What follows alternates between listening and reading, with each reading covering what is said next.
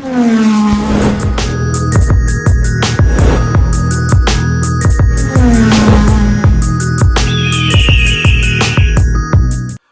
up, Falcons Nation? It's your boy Jazzy Jeff back at you again. Real talk, no gimmicks. Bring that real Falcons talk to real Falcons fans.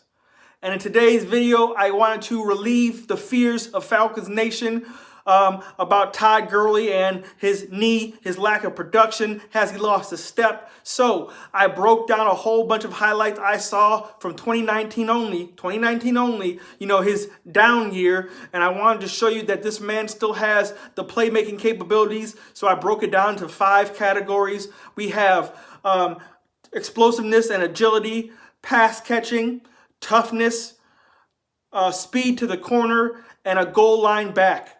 Now, before I get into it, I want to talk a little bit about his season and what other factors there were that made his season look worse than it is. Because if you just look at the numbers, then it's going to be misleading. There's a lot of things that go into football that is beyond numbers. So let's just start with the numbers first of all. To have a quote-unquote down season, the man still finished with 12 touchdowns. And that's with Malcolm Brown vulturing a lot of his touchdowns.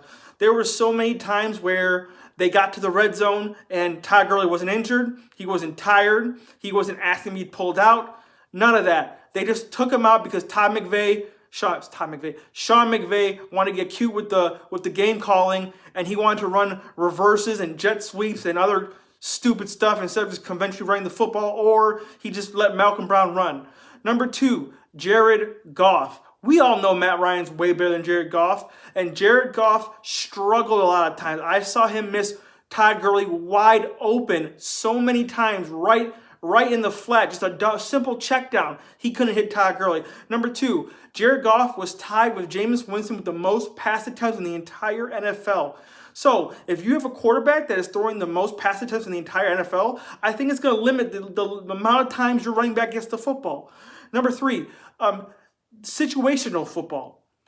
There were so many short yardage situations, 3rd and inches, 4th and inches, where Sean McVay decided to run a Goff QB sneak, a Goff bootleg, a throw instead of running Todd Gurley. These limit his carries and usages when he's on the field. I saw so many times where Todd Gurley was on the sideline arguing with either an offensive coordinator or his head coach about why he's being taken out or why he's not in the game, and he was just a bystander. And you could tell it visibly frustrated him that he wasn't in the game. So there was a lot of times where he wanted to be in the game, and they just wouldn't allow him to be.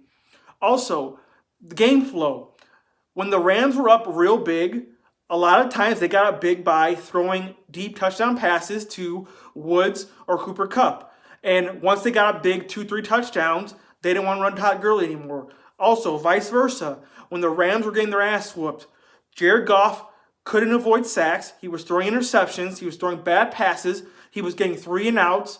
And by the time you look around, they're down 27 points, and they didn't want to run Todd Gurley anymore. So it had nothing to do with him. Also, Todd Gurley averaged around 14, 15 carries a game. What running back you know can get into a game flow running that many times in a game?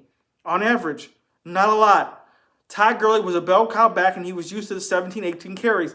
I understand that he was injured, so he couldn't do it, and they were trying to baby his carries, but that was last year. This year, they should have gave him more, and it was clear to me that Sean McVay was trying to be too cute, was trying to coddle Todd Gurley too much, and he wanted to throw way more than he had to. So all those things in my mind factored into why Todd Gurley had limited carries. Now, if you don't believe me, let's take it from the horse's mouth, and I'm going to show you clips of where Todd Gurley can do exactly what he can do on the football field for the Atlanta Falcons. And I feel with our quarterback, with our weapons, with our system, Todd Gurley will not have to carry the load, number 1. Number 2, he'll have a more competent quarterback. Number 3, he'll have more scarier weapons on the outside that a defense has to respect. And I think that we'll be smarter running the football when it's time to run the football than the Rams did. You know, sometimes having Sean McVay is great because he's such a creative play designer, but sometimes he tries too much to be boy wonder and avoids the simple, basic, smart football plays for some schematic, creative, jet sweep that end up not working. Sometimes it's just better to just run your running back. So, without further ado, I'm going to shut up and I'm going to allow you to enjoy this video that I created for you guys. So, hopefully, Falcons Nation, it quells your fears and gets you excited for TG in 21 for the Atlanta Falcons in the 2020 season. So, without further ado, please subscribe to my channel. Stick around. I'll be here all season long. All off season, doesn't matter.